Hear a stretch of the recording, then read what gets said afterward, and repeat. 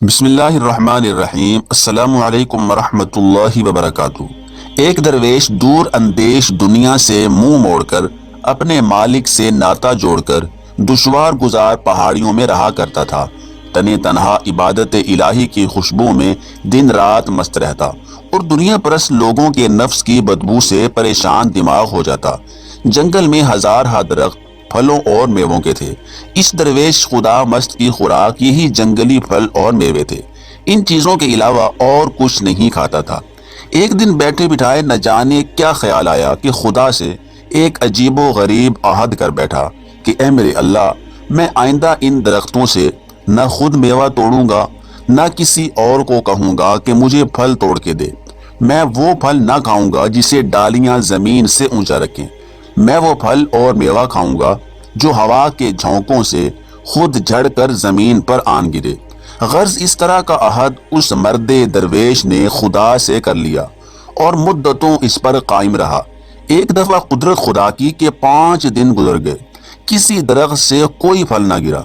بھوک کی آگ نے درویش کو بے قرار اور مضطرب کر دیا۔ کسی پل چین نہیں آ رہا تھا۔ اسی عالم میں جنگل سے گزرتے ہوئے امرود کا ایک درخت دیکھا جس کی ڈالیاں زرد زرد اور بڑے بڑے امرودوں سے بھری ہوئی تھیں۔ درویش وہاں کھڑا ہو کر حسرت بھری نگاہوں سے انہیں دیکھنے لگا۔ درویش نے بڑا صبر کیا اور خود کو قابو میں رکھا۔ یکا یک زور کی ہوا چلی۔ درویش کو کچھ سہارا ہوا مگر کافی دیر تک پھل ٹوٹ کر زمین پر نہ گرا۔ صبر حد سے گزر گیا۔ درویش کا نفس بے قابو ہو گیا۔ معدے کے اندر سے ہوک اٹھی اور خدا سے جو عہد استوار کیا تھا وہ توڑ بیٹھا۔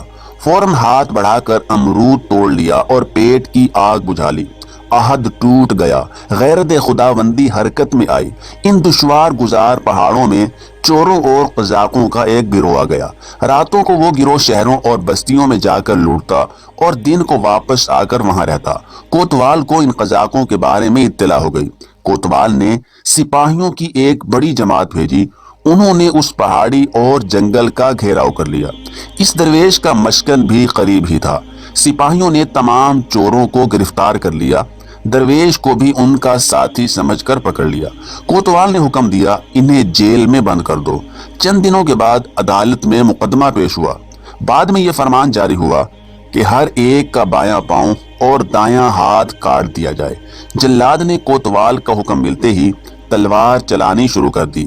وہ ساری جگہ نالہ و شیون سے گونج اٹھی اور درویش کا دایاں ہاتھ کاٹ دیا گیا۔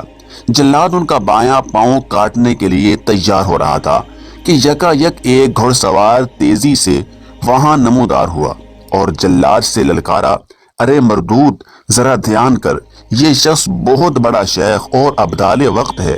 تو کیا ظلم ڈھا رہا ہے؟ اب خدا کے عذاب کا انتظار کر۔ گھڑ سوار کی یہ بات سنتے ہی جلاد کے ہاتھ سے تلوار چھوٹ گئی۔ عالم وحشت میں بھاگا، سیدھا کوتوال کے پاس گیا اور اسے اس حادثے سے آگاہ کیا۔ کوتوال کے ہوش اڑ گئے۔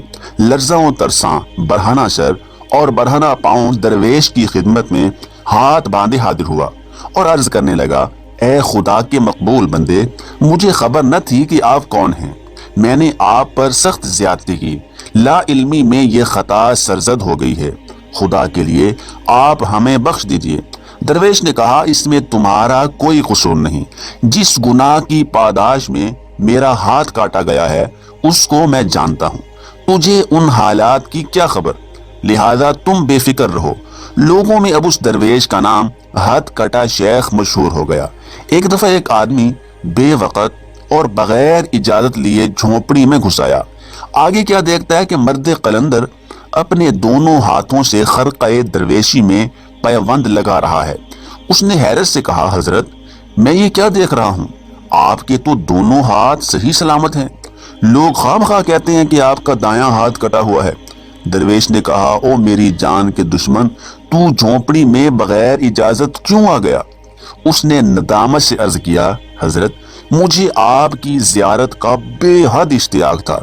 اس شوق ملاقات سے مغلوب ہو کر غلطی کر بیٹھا۔ درویش نے اس کی محبت اور خلوص دیکھ کر کہا کہ اب تو آ گیا ہے تو ادھر ہی بیٹھ جا، لیکن خبردار، جو کچھ تو نے دیکھا ہے اس کا ذکر میری زندگی میں ظاہر نہ کرنا۔ انسان کے چاہنے یا نہ چاہنے سے کچھ نہیں ہوتا۔ ان کی گفتگو کے دوران ملاقات کے لیے جھونپڑی کے باہر کافی لوگ اکٹھے ہو چکے تھے۔ انہوں نے بھی کسی سوراخ سے شیخ کو دونوں ہاتھوں سے پیوند لگاتے دیکھ لیا تھا۔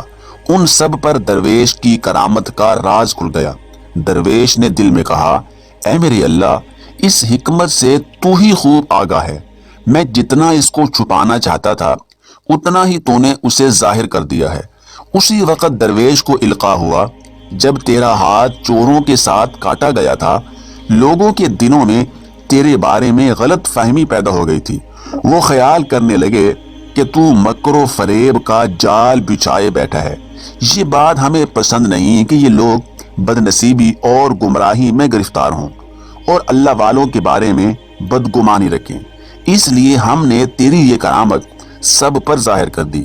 یہ چراغ ان لوگوں کی خیر خواہی کے لیے روشن کیا گیا ہے۔ یہ سنتے ہی درویش اللہ رب العزت کی تسبیح کرتا ہوا سجدہ میں گر گیا اور خوب رویا کہ مالک، تو جو کرتا ہے وہ عین حکمت ہے، ہم سب کی لغزشیں معاف فرما۔